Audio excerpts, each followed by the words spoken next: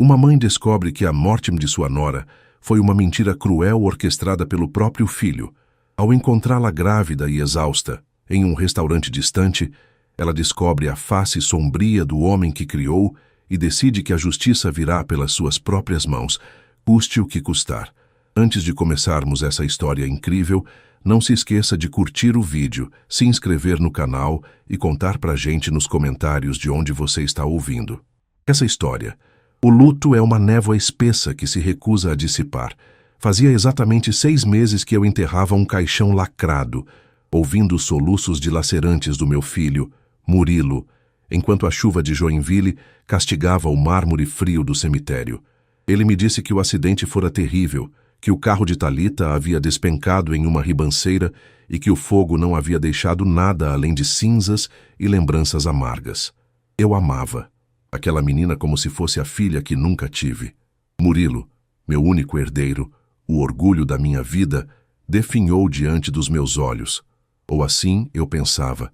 Naquela tarde abafada de terça-feira, eu estava a caminho de uma reunião de negócios em uma pequena cidade do interior de Minas Gerais. O calor era opressor, do tipo que faz o asfalto brilhar como se estivesse derretendo.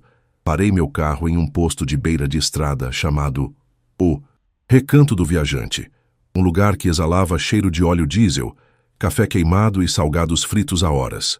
O som das pás de um ventilador de teto antigo, rangendo em um ritmo hipnótico, era a única trilha sonora além do barulho dos caminhões que passavam na rodovia. Sentei-me em uma banqueta de couro sintético rasgado, sentindo o suor escorrer pela nuca. Meu peito ainda carregava aquele peso morto, a ausência de Thalita, que me fazia suspirar sem perceber. Eu só queria um copo de água gelada e 5 minutos de sombra. Quando a garçonete saiu de trás de uma cortina de plástico barulhenta, eu não olhei de imediato. Estava ocupada limpando meus óculos de grau. Pois não, o que a senhora vai desejar?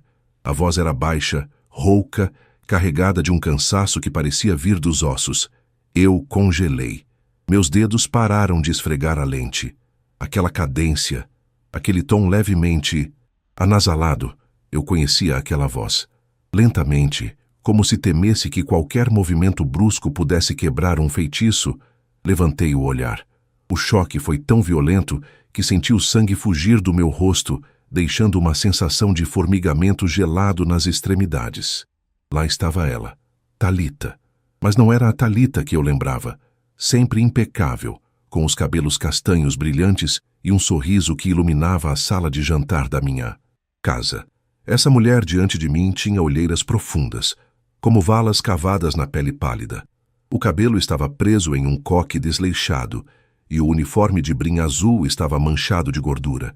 O detalhe que, no entanto, me fez perder o fôlego completamente foi a sua barriga. Thalita estava grávida, muito grávida. O ventre volumoso esticava o tecido do uniforme, denunciando pelo menos 8 meses de gestação. Thalita! Minha! Voz saiu como um sussurro esganado. Ela deixou a caderneta de pedidos cair. O som do papel batendo no chão sujo pareceu um tiro no silêncio do restaurante. Seus olhos se arregalaram em puro terror. Ela não ficou feliz em me ver. Ela parecia estar vendo o próprio carrasco. Ela recuou um passo, as mãos trêmulas subindo para proteger a barriga, um gesto instintivo de defesa que me partiu o coração. Dona Alzira? Ela murmurou. A voz falhando. Não pode ser. Você está viva. Eu me levantei, as pernas vacilantes como as de uma criança aprendendo a andar. Murilo me disse que você morreu. Nós fizemos um funeral. Thalita, o que é isso? Que loucura é essa? As lágrimas começaram a rolar pelo rosto dela, abrindo sulcos na poeira e no cansaço da sua face. Ela olhou freneticamente para os lados, para o dono do posto que cochilava atrás do caixa e para os 2 caminhoneiros no canto. Ela se aproximou da mesa, agarrando meu pulso com uma força desesperada. Seus dedos estavam gelados, apesar do calor de 35 graus. Por favor, ela implorou, o soluço subindo pela garganta. Por favor, Dona Alzira, eu imploro pela vida do meu filho. Não conte a ele que estou viva. Se o Murilo souber onde eu estou, ele vai terminar o que começou. Meu sangue, que antes parecia gelado, começou a ferver gradualmente. A confusão deu lugar a uma intuição sombria que toda mãe tenta enterrar no fundo da alma sobre seus próprios filhos. Eu puxei Thalita para uma mesa nos fundos, longe de ouvidos curiosos, enquanto o cheiro de querosene e fritura parecia se tornar sufocante. O que começou, Thalita? Do que você está falando? Meu filho está destruído. Ele chora todas as noites. Ele me disse que foi um acidente. Ela soltou uma risada amarga que se transformou em um acesso de tosse. Ela se sentou pesadamente, apoiando o peso da barriga nas coxas, os tornozelos visivelmente inchados sob as meias baratas. Acidente? Dona Alzira. O Murilo me empurrou daquela ribanceira. Ele desativou os freios do meu carro e, quando eu sobrevivi por um milagre, rastejando entre as ferragens, ele apareceu no hospital clandestino onde eu fui levada, ameaçando me matar e matar o bebê se eu não desaparecesse. Ele queria o dinheiro do seguro de vida que ele me obrigou a assinar meses antes. Ele disse que, se eu tentasse falar com a senhora, ele diria à polícia que eu era usuária de drogas e que tinha tentado matar o bebê. Eu escutava cada palavra como se fossem pregos sendo martelados na minha própria carne. Murilo, meu filho, o menino que eu ensinei a ser um homem honrado, era um monstro. Ele não estava de luto. Ele estava celebrando a fortuna que o seguro de morte da esposa havia lhe proporcionado. Enquanto ele desfrutava da herança antecipada e da minha piedade, a mulher que ele dizia amar estava escondida em um posto de gasolina decadente, vendendo almoços por trocados para sustentar meu neto, que estava prestes a nascer. Ele disse que a senhora sabia de tudo. Thalita continuou, a voz agora um fio de navalha. Ele disse que a senhora odiava a ideia de um neto vindo de uma família pobre, como a minha, e que tinha dado a ideia do seguro. Eu passei esses 6 meses odiando a senhora tanto quanto temia ele. Aquelas palavras foram o golpe de misericórdia. O ar fugiu dos meus pulmões. O restaurante parecia girar. A traição de Murilo não era apenas contra Thalita, era contra mim, contra a minha moral, contra tudo o que construí. Ele usou o meu nome para torturar. Psicologicamente, uma mulher grávida. Eu olhei para aquelas mãos calejadas de Thalita e depois para o meu próprio anel de ouro, um símbolo da riqueza que agora me dava náuseas. Eu não era mais apenas uma mãe em luto. Eu era uma mulher possuída por uma fúria fria e calculista que eu nem sabia que possuía. Ele mentiu, Thalita, eu disse, segurando as mãos dela com firmeza, sentindo o movimento do bebê chutando contra a palma da minha mão, através do ventre dela. Ele mentiu sobre tudo. E ele vai pagar por cada lágrima que você derramou neste lugar imundo. Eu olhei para o relógio na parede, que marcava as horas com um tic-tac que agora soava como a contagem regressiva para a queda de Murilo. Eu tinha o dinheiro, eu tinha os contatos e, agora, eu tinha a verdade. A vingança não seria rápida, seria cirúrgica. O som do motor da minha caminhonete de luxo parecia um insulto diante daquele cenário de miséria onde Thalita estava enterrada viva. O contraste era obsceno. O couro legítimo dos bancos, o ar-condicionado digital marcando 19 graus e o cheiro de baunilha importada, contra os pés inchados dela, calçados em chinelos de borracha gastos, e o odor de suor e fritura que grudara em sua pele como uma segunda camada de desespero. Eu não permiti que ela voltasse para buscar nada. O que ela tinha? Ali. 2 mudas de roupa e uma vida de medo? Não. Aquilo ficaria para trás, apodrecendo junto com a dignidade que meu filho tentou roubar dela. Para onde estamos indo, Dona Alzira? Ela perguntou, a voz trêmula, enquanto as mãos não abandonavam o ventre. Se ele descobrir, ele mata nós duas. A senhora não conhece o Murilo que vive nas sombras. Ele não vai descobrir, Thalita. E o Murilo que vive nas sombras vai desejar nunca ter saído da luz. Respondi, mantendo os olhos fixos na estrada que serpenteava pelas montanhas de Minas Gerais. Eu tenho um sítio em uma área remota perto de Passa Quatro. Pertenceu ao meu pai, e nem o Murilo sabe da existência dessa escritura, pois está no nome de uma holding que ele nunca teve acesso. É lá que você vai ficar. A viagem durou 3 horas, um silêncio denso cortado apenas pelo som dos pneus no asfalto e pelos soluços. Contidos de Talita. Ao chegarmos ao sítio, uma construção de pedras rústicas cercada por araucárias e uma névoa fria que começava a descer, eu liguei para o meu médico de confiança em São Paulo, o Dr. Heitor Cavalcante. Paguei o triplo para que ele viesse pessoalmente, com equipamentos portáteis, sem registrar nada em prontuários hospitalares. Eu precisava saber se meu neto estava bem. Eu precisava de provas físicas do estado de negligência em que ela fora deixada. Enquanto esperávamos, Talita começou a desmoronar. Ela me contou, entre goles de chá de camomila morno, como o acidente aconteceu. Murilo havia se endividado em apostas de alto risco em plataformas clandestinas de investimento. Ele perdeu quase 2 milhões de reais da nossa empresa familiar em questão de meses. Quando o seguro de vida de Talita foi feito, ela achou que era uma precaução para o futuro do bebê. Ela não sabia que estava assinando sua própria sentença de morte. Naquela noite na serra, ele não apenas sabotou os freios, ele a seguiu. Quando o carro parou de rolar e ela ficou presa nas ferragens, ele desceu a ribanceira. Ele não chamou o resgate. Ele ficou parado na chuva, fumando um cigarro, esperando que o fogo começasse. Mas o fogo não veio porque o tanque não rompeu. Ele então a ameaçou. Se ela saísse dali e fosse a polícia, ele usaria o poder da nossa família para interná-la como louca e dopada, tirando o bebê dela para sempre. Ele me deu 2.000 reais e disse para eu sumir no mundo. Ela sussurrou, olhando para as próprias mãos calejadas. Ele disse que a senhora tinha contratado os advogados para garantir que eu nunca visse o sol se tentasse voltar. Senti uma náusea profunda. Eu criei um monstro sob o meu próprio teto e o alimentei com mimos e heranças. Mas agora, a mesma mão que o alimentou seria a mão que o sufocaria. O Dr. Heitor chegou tarde da noite.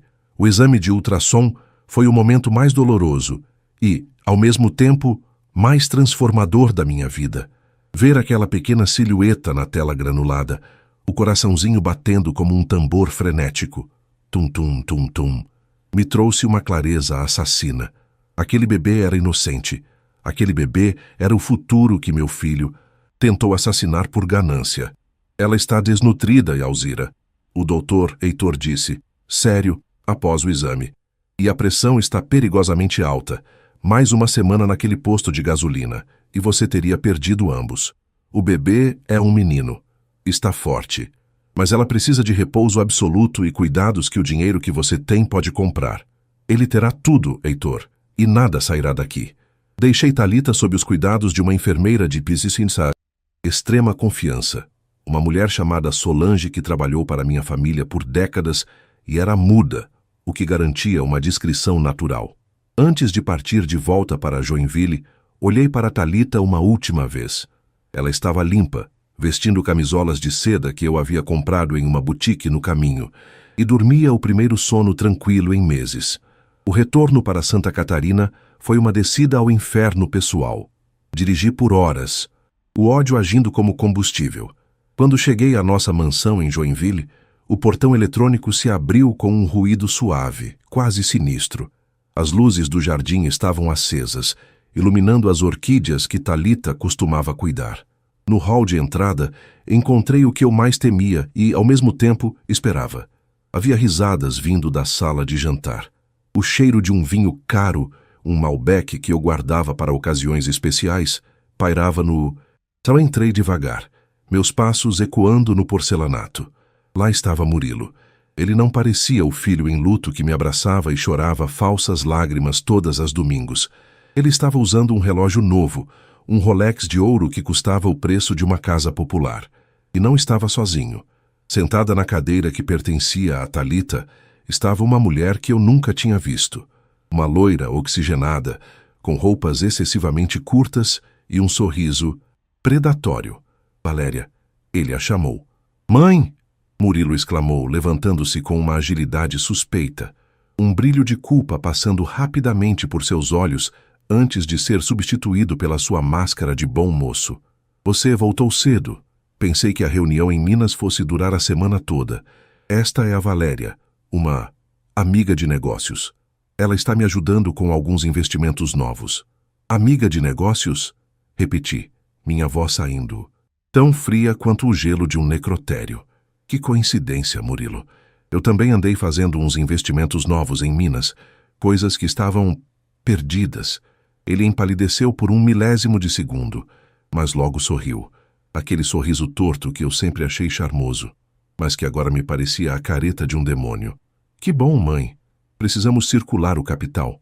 A morte da Thalita me ensinou que a vida é curta demais para não aproveitarmos o que temos. Eu olhei para a taça de vinho na mão dele. Olhei para a mulher sentada no lugar da minha nora grávida. O plano de vingança que eu comecei a traçar na estrada tomou forma final. Eu não iria apenas entregá-lo à polícia, isso seria fácil demais. Eu iria deixá-lo experimentar a mesma sensação de ser caçado, de perder tudo, de ver sua vida se esvair enquanto ele implorava por uma misericórdia que eu não tinha mais para dar. Você tem razão, meu filho, eu disse, caminhando até ele e tocando seu rosto com uma ternura fingida que me deu vontade de vomitar. A vida é realmente curta, e a conta sempre chega, de um jeito ou de outro. Naquela noite, enquanto ele dormia o sono dos injustos, eu entrei no seu escritório. Com a habilidade de quem construiu aquele império do zero, comecei a rastrear as contas. Descobri que ele já estava planejando vender a sede da nossa empresa.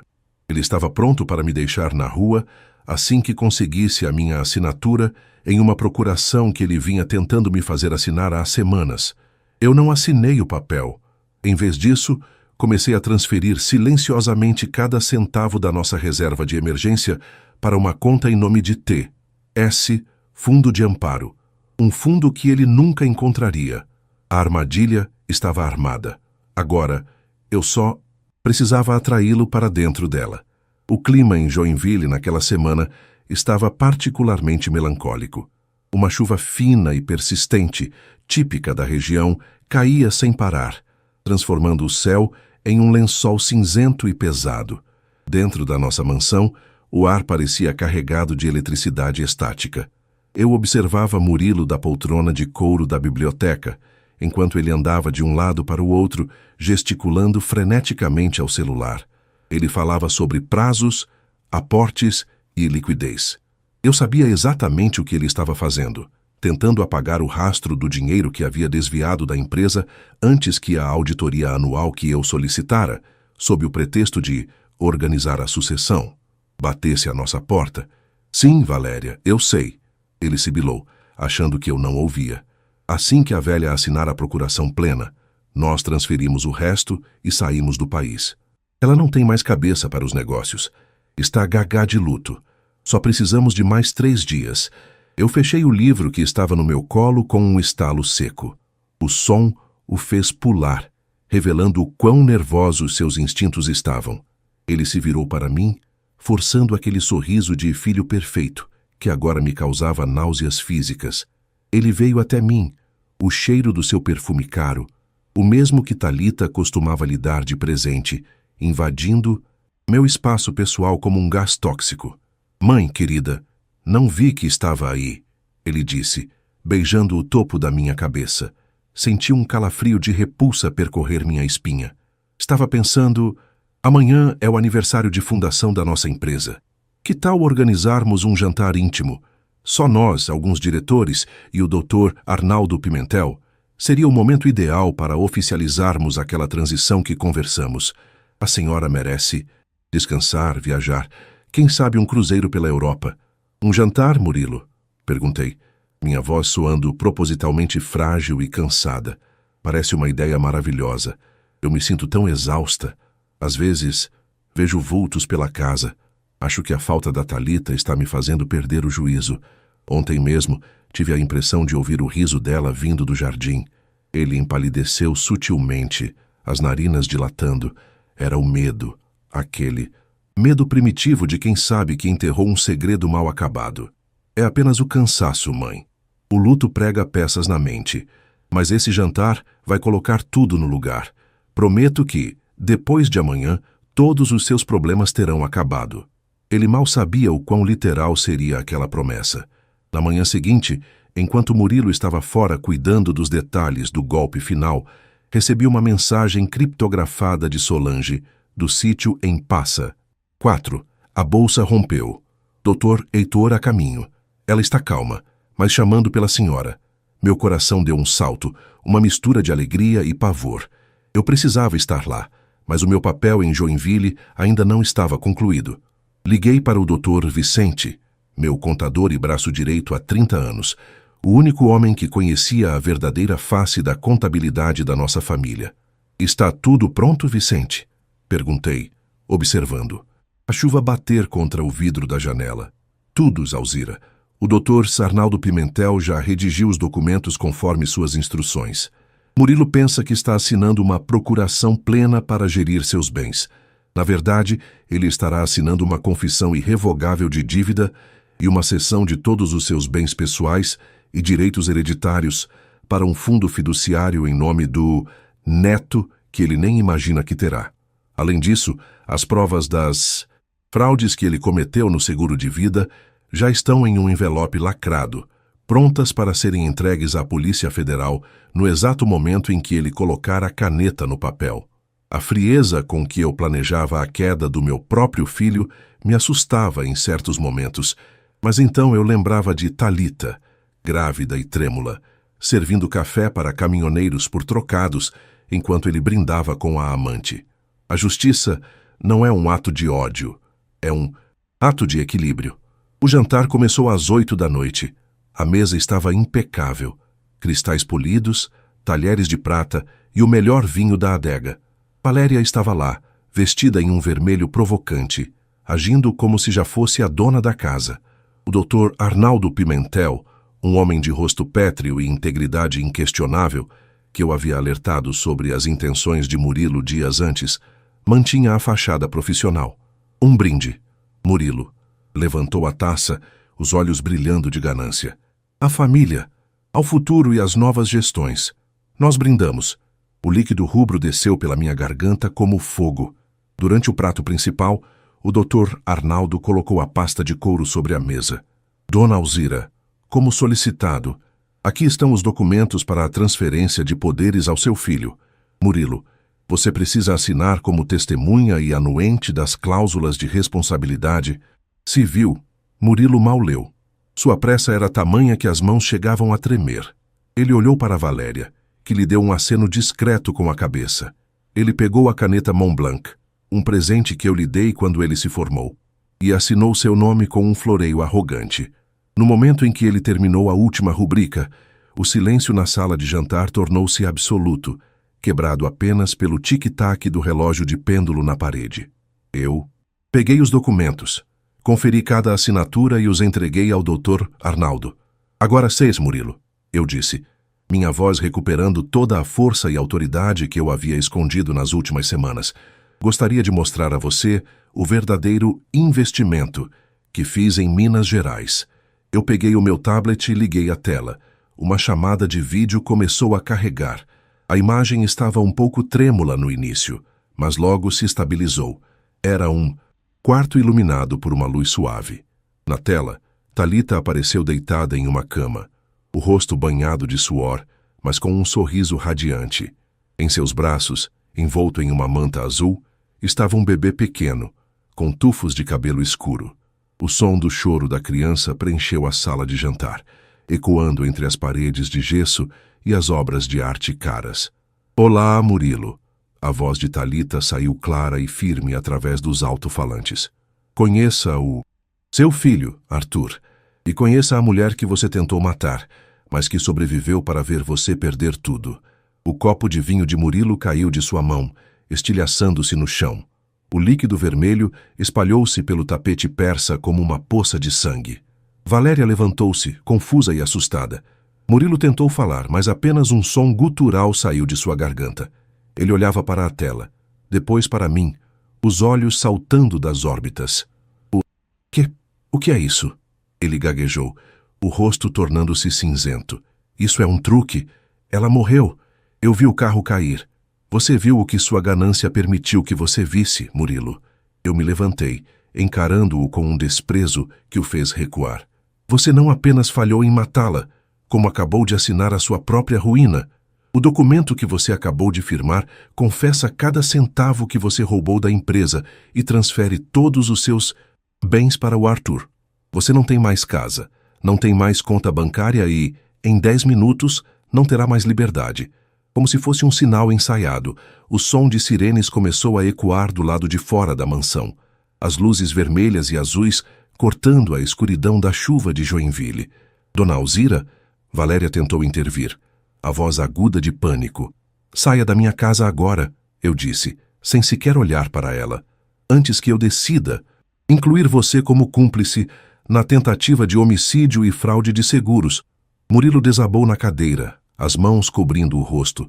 Ele começou a soluçar, mas não era o soluço de um filho arrependido. Era o choro de um animal encurralado que percebeu que a armadilha era mais profunda do que ele jamais imaginou. As luzes intermitentes das viaturas da Polícia Federal refletiam-se nas gotas de chuva que escorriam pelas vidraças da sala de jantar, criando um espetáculo de sombras azuladas e avermelhadas sobre o papel de parede importado. O som das botas pesadas dos agentes no piso de porcelanato parecia marcar o ritmo final de uma sinfonia de mentiras que durou tempo demais. Murilo ainda estava paralisado, a boca entreaberta como se o oxigênio tivesse se tornado um artigo de luxo que ele já não podia pagar. Valéria, a mulher que minutos antes se sentia a rainha do império, tentava esconder o rosto com uma bolsa de marca, enquanto um dos policiais a conduzia para fora com uma rispidez necessária. Murilo Ramos, o delegado, um homem de meia idade com olhos que já tinham visto toda a podridão humana, aproximou-se da mesa. O senhor está preso preventivamente por tentativa de homicídio qualificado, fraude contra o sistema de seguros, falsidade ideológica e desvio de patrimônio. As algemas se fecharam com um clique, metálico e definitivo. Aquele som, seco e frio, foi o ponto final na minha história como a mãe cega que eu havia sido por décadas. Eu não senti tristeza, nem o impulso de protegê-lo. O que eu sentia era um vácuo imenso, uma exaustão que pesava toneladas. Observei-o ser levantado pela gola do paletó de linho. Ele me olhou uma última vez, e não havia arrependimento naquelas pupilas dilatadas. Havia apenas o ódio puro de quem foi derrotado por alguém que subestimou. Você me traiu, mãe, ele gritou, a voz falhando enquanto era arrastado pelo hall de entrada. Você destruiu o seu próprio filho por causa daquela infeliz. Eu sou o seu sangue. Sangue não define família, Murilo. Caráter define, respondi, mantendo minha voz em um tom baixo e cortante que o fez calar a boca por um instante. Você não é meu filho. Você é apenas o rastro de uma educação que eu falhei em completar. Mas a vida, essa mestre cruel, vai terminar o serviço agora. A mansão mergulhou em um silêncio sepulcral assim que a última porta da viatura se fechou e os pneus cantaram no asfalto molhado. Fiquei sozinha naquela mesa farta, cercada por cristais e restos de uma celebração que nunca aconteceu. Olhei para o Dr. Arnaldo, que guardava calmamente as cópias dos documentos na sua maleta de couro. Fizemos o que era certo, Alzira, ele disse, colocando uma mão encorajadora no meu ombro. O processo será longo, e a defesa dele tentará tudo. Mas as provas que você coletou e o depoimento vivo da Thalita são uma muralha intransponível. Vá para Minas. Vá conhecer o seu neto. Não esperei o amanhecer. Peguei minha mala, que já estava pronta no quarto, e deixei Joinville para trás. Dirigi durante toda a madrugada, cruzando a fronteira de estados enquanto o sol começava a rasgar a cerração nas montanhas da Serra da Mantiqueira. O cheiro da terra úmida e do café fresco que vinha das fazendas coloniais começou a limpar meus pulmões daquela atmosfera de traição. Cheguei ao sítio em Passa Quatro, quando a luz da manhã era dourada e suave. Solange me recebeu no portão com um sorriso raro no rosto. Ela me conduziu ao quarto dos fundos, onde a janela estava aberta para deixar o ar da montanha entrar. Thalita estava sentada na poltrona de amamentação, o bebê aninhado em seu peito. A cena era tão sagrada, tão oposta à violência que tínhamos vivido, que minhas pernas fraquejaram. Ele é lindo, dona Alzira, Thalita sussurrou, as lágrimas voltando a brilhar em seus olhos, mas agora eram lágrimas de alívio. Ele tem os seus olhos. Aproximei-me e, pela primeira vez, segurei meu neto. Arthur era leve, quente e exalava aquele cheiro de leite e vida nova que parece curar qualquer ferida. Seus dedos minúsculos agarraram meu dedo indicador com uma força surpreendente, como se ele soubesse que eu era o seu porto seguro. Naquele momento, eu soube que a vingança não era sobre ver Murilo na cadeia, embora isso fosse essencial para a justiça. A verdadeira vingança era garantir que aquela criança crescesse em um mundo onde a ganância não vencesse o amor. Os meses seguintes foram de reconstrução. Murilo foi condenado a 28 anos de prisão em regime fechado. As investigações revelaram que ele planejava eliminar a mim também, meses depois, para herdar o restante da holding. A notícia saiu em todos os jornais. Herdeiro de Império Têxtil condenado por orquestrar morte da esposa grávida. Eu não li as reportagens. Eu tinha coisas mais importantes para fazer. Vendi a mansão em Joinville e a sede da empresa. Com o capital, criei uma fundação de apoio a mulheres vítimas de violência doméstica e psicológica, batizada com o nome de Thalita. Ela, agora recuperada e com o brilho de volta aos olhos, assumiu a diretoria da fundação. Moramos juntas no sítio por 1 ano, até que ela se sentisse pronta para ter sua própria casa e seguir sua vida, longe das sombras do passado. Hoje, sentada na varanda, enquanto observo. Arthur, agora com quase 1 ano, tentando dar seus primeiros passos na grama verde, sinto uma paz que o dinheiro nunca pôde comprar. Recebi uma carta de Murilo na semana passada. Ele implorava por perdão e pedia dinheiro para os advogados da apelação. Eu a queimei na lareira sem terminar de ler. Existem crimes que o perdão humano não alcança, e existem lições que só a solidão da cela pode ensinar. Olho para o horizonte, onde as montanhas mineiras se encontram com o céu azul infinito. O rastro de dor que Murilo deixou foi profundo, mas a terra é generosa e, com o cuidado certo, tudo volta a florescer. Thalita se aproxima com 2 canecas de café fumegante e senta-se ao meu lado. Não precisamos de muitas palavras. O silêncio entre nós agora é confortável, cheio de cumplicidade e da certeza de que sobrevivemos. Eu perdi um filho para o egoísmo, mas ganhei uma filha e um neto para a esperança. A conta finalmente fechou. Enquanto o sol se põe atrás das araucárias, eu sei que a justiça, por mais tardia e dolorosa que seja, é a única base sólida sobre a qual se pode construir um futuro de verdade. A minha história não termina com um fim, mas com um recomeço. E este recomeço tem o cheiro de café novo e o som das risadas de uma criança que nunca saberá o que é o medo.